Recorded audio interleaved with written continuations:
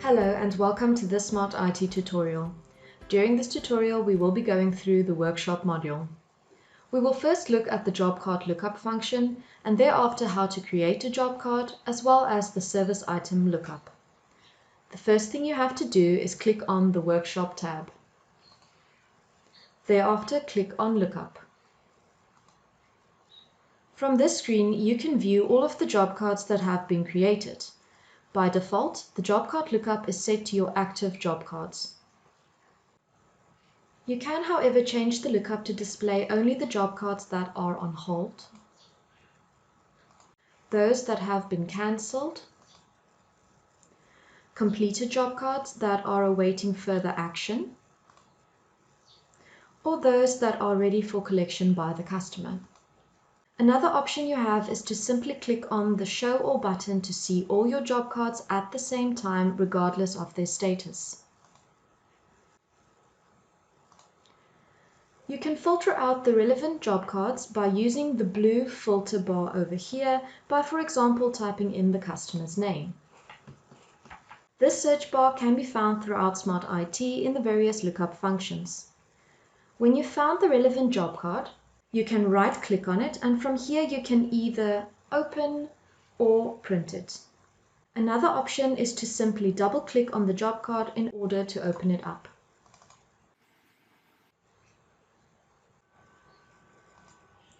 By using the job card lookup, you have better control over the job cards. You can now view the statuses of all of the job cards at a glance, and also filter it out accordingly, which simplifies the manager's work. We can now see that some of our jobs are completed, others haven't been started. For some of them, we are waiting for parts, and others we are waiting either on the customer or the subcontractor. There is also a date in as well as a date start column to allow you to keep track of when the item was received and when work was started on it. There is also a promised column over here. If the date is marked in red, the job should have already been finished. If it is green, it means the technician still has time to complete the job. Keeping track of your job cards in this way allows you to effectively monitor your workshop and ensure that customers receive their goods back in due time. Next, we will be going through the creation of a new job card. Simply click on the green plus sign over here to create a new job card. When you create a new job card, you can choose either to make out a cash job card and fill in all of the relevant details over here, or you can make it out on account for previously created customers. After selecting to make a job card out on account, you can select the customer from this drop-down bar over here. Another option you have is to click on the Add button to quickly create and select a new customer. It is very important that you note any faults of the item being booked in underneath the fault description heading. This will give the technician a better idea of what to look out for and what needs to be repaired or replaced. After this, you will have to add items to the job card. You can do this by either scanning the barcode over here or typing it in and then pressing enter. Another option is to click on the item lookup button to search for the item.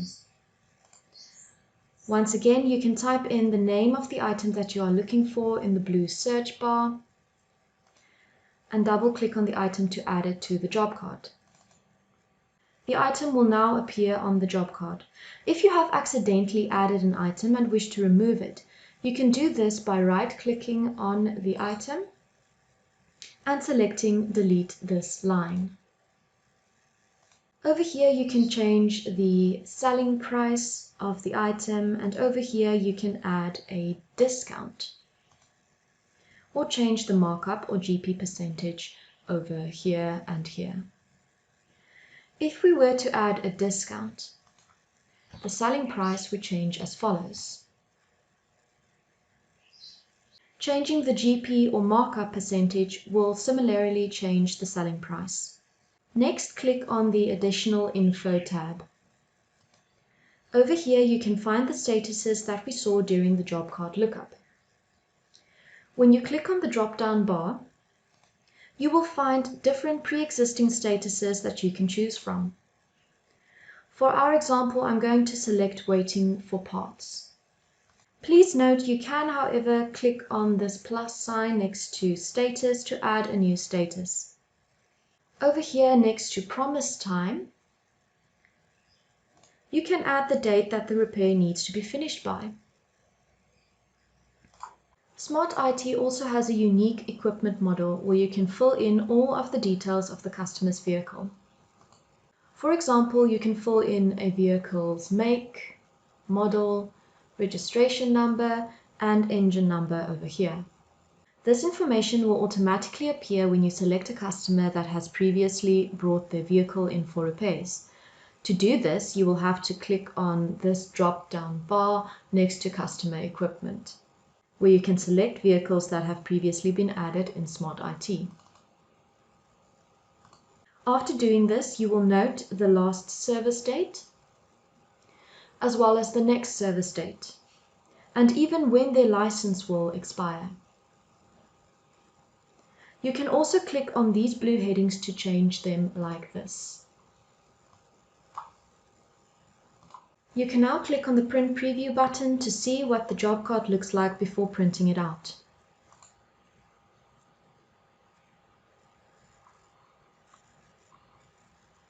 Close the job card and go back to the Job Card Lookup tab.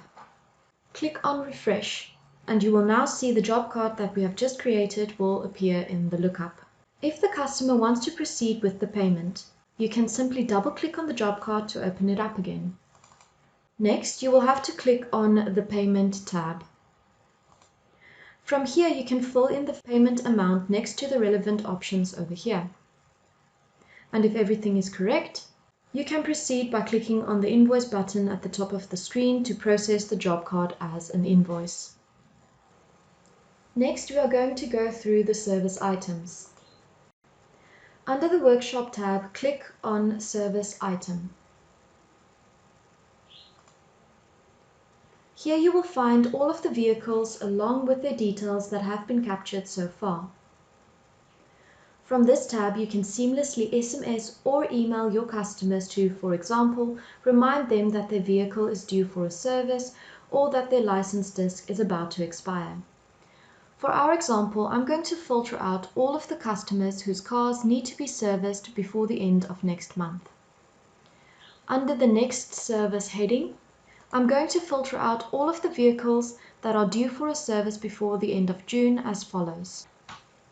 You'll need to use a smaller as sign along with the last day of the following month. Now all of the vehicles that need servicing before the end of next month have been filtered out. Next, you can click on this Select All button and thereafter select to either email or SMS all of the selected customers simultaneously. And those are the basics to use the Workshop module. If there is anything else you need help with, remember that the Help button can be found throughout Smart IT with our comprehensive help guide. Otherwise, you can also contact us directly for further assistance. Our friendly staff is always available to help.